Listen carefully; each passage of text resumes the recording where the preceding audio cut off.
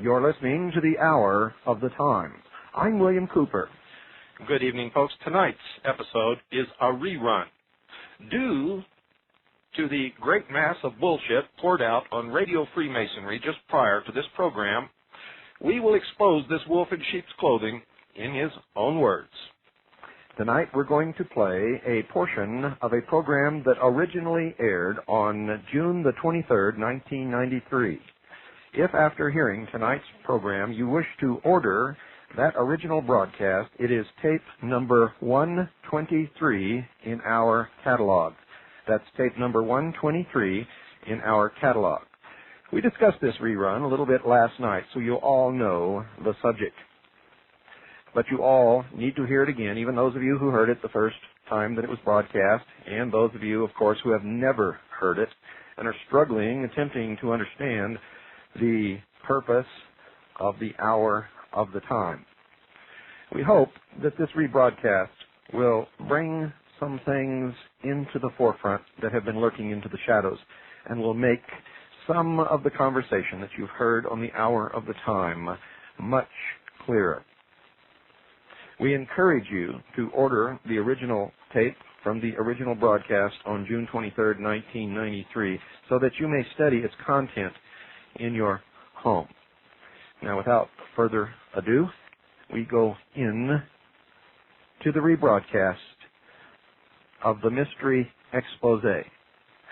At the end of this rerun, ladies and gentlemen, we will open the phones for your comments and questions. Now, folks, I'm going to take you into the mind of someone who has been an initiate, an adept, a priest of the mystery school for many, many years. I'm not going to identify this person until the end of the program. I want you to see if you can guess who this person is and what this is all about. If you can, then you'll know instantly what this program is for, the reason behind it, and you'll be able to understand a little bit better how you've been manipulated for many, many years by the priest of the hidden religion called Mystery Babylon. And if you can't guess, then at the end of the show, you're going to be told, and you better be holding on to your chair because it just might knock you right out. Just might knock you right out. I'm going to quote from a book that this person wrote. This person verified something that I wrote in my book, Behold a Pale Horse, and that is the calendar of the hidden religion of Mystery Babylon. It's 6,000 years, and it started in 4000 B.C. and ends in the year 2000. Quote, the Great Pyramid system of passages and chambers is a chronological graph that begins in 4000 B.C. and continues for 6,000 years, unquote. Now, let's go to an interview that was conducted with this person by someone else, not by me.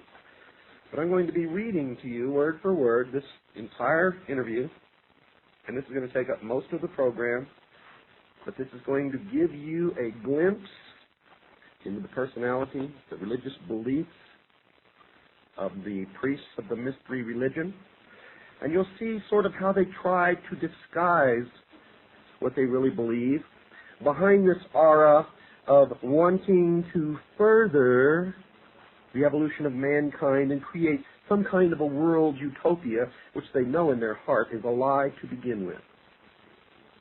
So, I'm going to call these number one and number two. Number one is the interviewer. Number two is the interviewee. Number 1, how did you become interested in the Great Pyramid? Number 2, well, like everyone else, for most of my life, I accepted the idea that the Great Pyramid was just a great big pile of stone made by thousands and thousands of slaves. But I read a book in 1967 called The Ultimate Frontier. That book profoundly affected my life. In it, they made statements about the Great Pyramid being much more than a tomb. Point in fact, it never was a tomb for a pharaoh.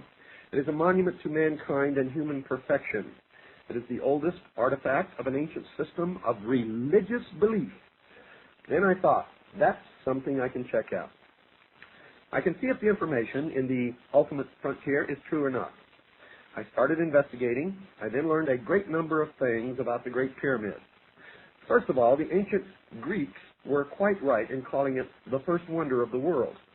When one considers the thought, preparation, and choice of site, one will see that the solid bedrock of the Giza Plateau, the only tableland within miles capable of supporting the weight of the structure, was the most intelligent choice. There is a fantastic amount of literature about the Great Pyramid. Therefore, it is not unusual that we also find a great deal of controversy surrounding it.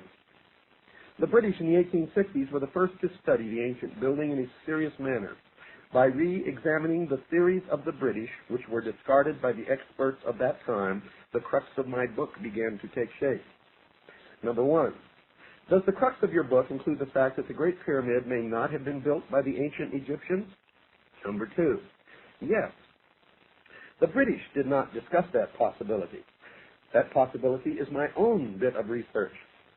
However, most people who study the Great Pyramid realize that the civilization we know as ancient Egyptian could not have built the Great Pyramid the way we know today. It would have had to have been built. You see, the building is built geometrically perfect, and according to our present conception of ancient history, the Egyptians didn't understand highly theoretical mathematics, obviously, from the way the other 89 major pyramids in Egypt were constructed. The manner in which the other pyramids were constructed was a very haphazard way of building. They are copies of the Great Pyramid.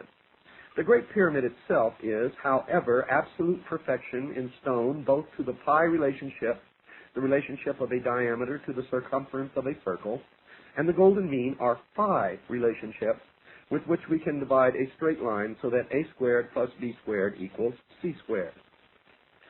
The reason why it was structured is embodied in the word itself, pyramid, which means lights and measures, that there are revelation types of lights.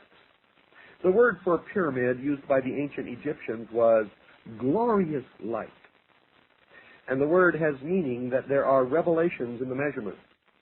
If you pursue this hint, so to speak, you find out that the builders of the Great Pyramid are the same people that wrote the original text of the Old Testament, and they laid out their plan in the Great Pyramid as well as in the Scriptures. I hope, folks, you understand the significance of that one statement, and there's much, much more to come. Number 1, who are these people? Number 2, my opinion is they were what we call Hyksos, or Hyksos, and we find traces of them throughout Mesoamerica, India, and the Middle East in the earliest of times. The Egyptians had 2 or 3 different waves of Hyksos rulers come in. The word Hyksos, for many years, was translated shepherd king, which is a paradox. You see, looking at life the way we look at it today, how could a group who were non-warlike come into a land and take over and run things without any fighting? Yet they obviously did, and these ancient builders had a profound influence wherever they went. The years of research I've done tell me that the Hyksos were a group of people who had in their culture information stemming from a previous civilization. I think that our view of history, saying that it started in the cradle of civilization in Egypt and Mesopotamia, is wrong.